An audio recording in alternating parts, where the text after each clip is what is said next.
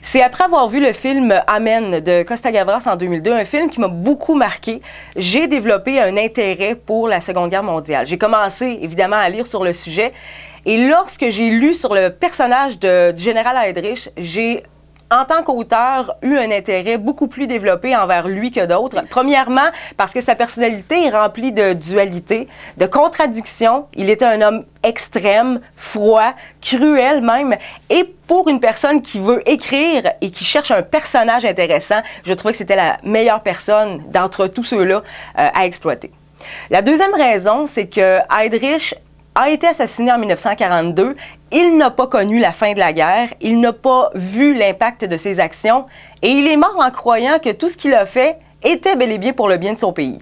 Alors j'ai voulu le placer dans un contexte où il n'avait pas le choix de voir la chute qui s'en venait à l'horizon, où il n'avait pas le choix de confronter ses actions parce qu'étant amoureux, il doit confier à celle qu'il aime qu'est-ce qu'il a fait et c'est extrêmement difficile pour lui de confronter son passé et d'allier ça avec des sentiments amoureux.